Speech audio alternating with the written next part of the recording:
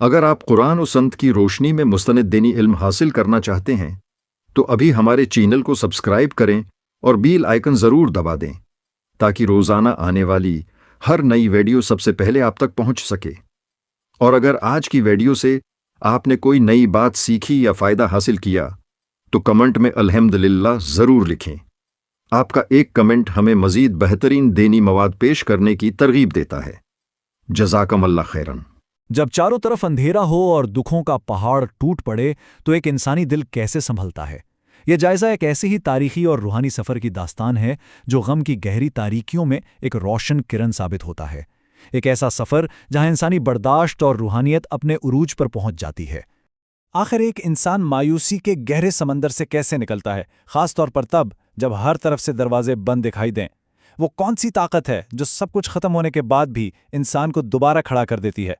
تو چلیے اب اس میں ذرا گہرائی سے اترتے ہیں اور تاریخ کے ایک انتہائی اہم لیکن دردناک باب کی طرف چلتے ہیں تاکہ ان سوالوں کا جواب مل سکے۔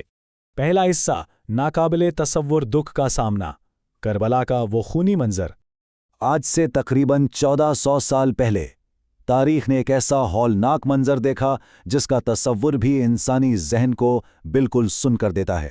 سوچئے، ایک عظیم ہستی نے کربلا کے میدان میں اپنے پورے کے پورے خاندان کو آنکھوں کے سامنے قربان ہوتے دیکھا۔ اس کے فوراً بعد انہیں شدید بیماری کی حالت میں بھاری زنجیروں اور بیڑیوں میں جکڑ دیا گیا۔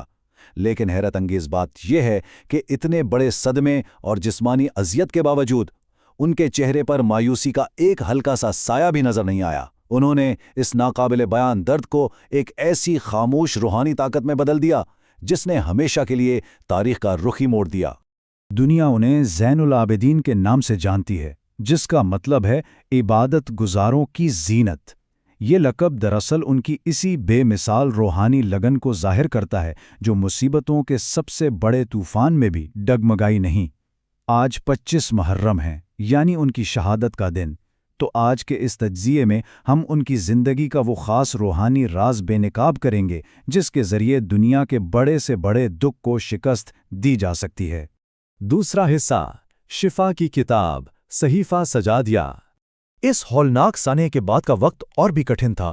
جب ظالموں نے ان کے بولنے پر پابندی لگا دی تو انہوں نے دنیا کے سامنے شکوہ کرنے کے بجائے ایک نیا راستہ چنا، کائنات کے خالق کے ساتھ ایک انتہائی گہری اور پرسکون گفتگو۔ اور یہ چیز بڑی شاندار طرح سے اس فرق کو واضح کرتی ہے کہ بائیں طرف وہ جسمانی حقیقت ہے، یعنی زنجیریں، خاموشی اور ظلم، جبکہ دائیں طرف وہ لامحدود روحانی آزادی ہے جو انہوں نے حاصل کی۔ انہوں نے اپنے دکھوں کو دعاؤں کا لباس پہنایا اور قید کے اندھیروں میں بھی مکمل آزاد ہو گئے۔ جب بھی لوگ مصیبتوں میں گر جاتے اور کوئی راستہ نہ ملتا تو وہ رہنمائی کے لیے ان کے پاس آتے۔ جواب میں انہوں نے لوگوں کو ایسے روحانی کلمات سکھائے جو آسمانوں کو ہلا دینے کی طاقت رکھتے تھے۔ انہی دعاؤں کا مجموعہ آج صحیفہ سجادیہ کہلاتا ہے۔ یہ کوئی عام کتاب نہیں ہے بلکہ دکھوں سے ٹوٹی ہوئی روحوں کے لیے مکمل شفا ہے۔ تو چلیں اب ان دعاؤں سے اخذ کردہ 3 بڑے روحانی رازوں پر بات کرتے ہیں۔ تیسرا حصہ، پہلا راز، اعتراف عجز۔ جب انسان ہار مان لیتا ہے، یہ وہ وقت ہے جب خدائی مدد وہیں سے شروع ہوتی ہے جہاں انسان کی تمام کوششیں ختم ہو جاتی ہیں۔ تو سب سے اہم نقطہ یہ ہے کہ جب مشکلات انسان کو بالکل نڈھال کر دے تو اصل طاقت درد کو چھپانے میں نہیں بلکہ اپنی کمزوری کو تسلیم کرنے میں ہے۔ جب ایک شخص اپنا سارا غرور اور تکبر چھوڑ کر مکمل بے بسی کا اعتراف کر لیتا ہے، جب وہ ذات الہی کے سامنے اپنی کوتاہیوں اور کمزوریوں کا سچے دل سے اقرار کرتا ہے، تو یہ عمل براہ راست غیبی طاقتوں کو مدد کے لیے پکارتا ہے۔ ذرا ان الفاظ کی گہرائی اور سکون کو محسوس کریں۔ اے میرے مالک، میں کمزور ہوں، تیرے سوا میرا کوئی آسرا نہیں۔ جب کوئی دل اس قدر سچائی کے ساتھ اپنے رب کو پکارتا ہے تو یہ ناممکن ہے کہ اسے سکون نہ ملے۔ اس سچی پکار کے فوراً بعد ہی راحت کے دروازے کھلنا شروع ہو جاتے ہیں۔ چوتھا حصہ، دوسرا راز، شکر گزاری کا جادو۔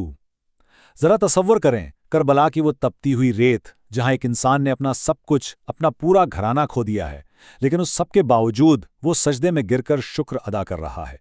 یہ کتنا حیرت انگیز تضاد ہے۔ چلیے اب آگے بڑھتے ہیں اور دیکھتے ہیں کہ یہ تصور کیسے مزید نکھرتا ہے۔ سچا اطمینان دراصل اپنے درد کو بھول کر خالق کی مرضی میں خوش رہنے کا نام ہے۔ جب ہم چھوٹی چھوٹی نعمتوں پر بھی اپنے پیدا کرنے والے کا شکر ادا کرنا شروع کر دیتے ہیں تو دنیاوی پریشانیاں اور الجھنیں خود بخود پگھلنا شروع ہو جاتی ہیں۔ یا اللہ، تیرا شکر ہے، یہ چند سادہ سے الفاظ جب تاریخ کے سب سے بڑے سانحے کے دوران سجدے کی حالت میں ادا کیے گئے تو انہوں نے شکر گزاری کے حقیقی معنی ہی بدل دیے۔ یہ ثابت کرتا ہے کہ شکر گزاری صرف اچھے حالات کی محتاج نہیں، بلکہ یہ وہ جادو ہے جو بدترین حالات کو بھی ابدی سکون میں بدل سکتا ہے۔ 5واں حصہ، نایاب دعا، مصیبتوں سے نجات۔ یہ اس تجزیے کا سب سے اہم اور جذباتی موڑ ہے۔ اب اس سلائیڈ کے بارے میں جو چیز واقعی سب سے زیادہ دلچسپ ہے وہ یہ ہے کہ یہ وہ خاص دعا ہے جسے امام زین العابدین سخت ترین آزمائشوں کے وقت پڑھا کرتے تھے۔ جب سارے دنیاوی اسباب دم توڑ دیں اور راستے ہمیشہ کے لیے بند نظر آئیں تو یہ گہرا روحانی رابطہ ناممکن کو ممکن بنا دیتا ہے۔ آئیے اس انتہائی پرسکون دعا کو سنتے ہیں۔ اے وہ ذات جس کے ذریعے مشکلوں کی گرہیں کھلتی ہیں، اور اے وہ ذات جس سے سختیوں کی حدت کم ہوتی ہے، اور اے وہ ذات جس سے تنگی و مصیبت سے نکل کر آسودگی کے راستے کی طرف التجا کی جاتی ہے، تیرے حکم سے مشکلیں آسان ہو جاتی ہیں۔ ذرا ان الفاظ کو ذہن پر نقش ہونے دیں۔ گرہوں کے کھلنے اور سختیوں کی آگ کے ٹھنڈا ہونے کا یہ پیغام سیدھا روح کی گہرائیوں میں اتر جاتا ہے۔ تو اس سارے سفر کا خلاصہ کیا ہے؟ بات بہت سیدھی سی ہے۔ اگر خالق پر بھروسہ سچا اور اٹل ہو تو دنیا کا کوئی بھی قید خانہ یا کوئی بھی غم انسانی روح کو ہرگز مات نہیں دے سکتا۔ امام زین العابدین کی زندگی دراصل اس بات کی سب سے بڑی اور روشن دلیل ہے کہ اندھیروں میں کبھی مایوس نہیں ہونا چاہیے، کیونکہ روحانی لچک اور صبر انسان کو کبھی گرنے نہیں دیتے۔ آخر میں ایک سوال جو ذہن میں ابھرتا ہے وہ یہ ہے کہ امام زین العابدین علیہ السلام کی زندگی کا وہ کون سا پہلو ہے جس نے انسانی دل پر سب سے گہرا اثر چھوڑا ہے؟ کامنٹس میں اپنی رائے ضرور بتائیے گا، اور ہاں، کامنٹ سیکشن میں یا اللہ لکھ کر اپنی حاضری بھی ضرور رجسٹر کروائیں۔ اس اہم تجزیے کو لائک اور شیئر کرنا بالکل مت بھولیے گا۔ کیا پتہ آپ کا ایک شیئر کسی مایوس اور ٹوٹے ہوئے دل کو دوبارہ جینے کا حوصلہ اور سکون دے دے۔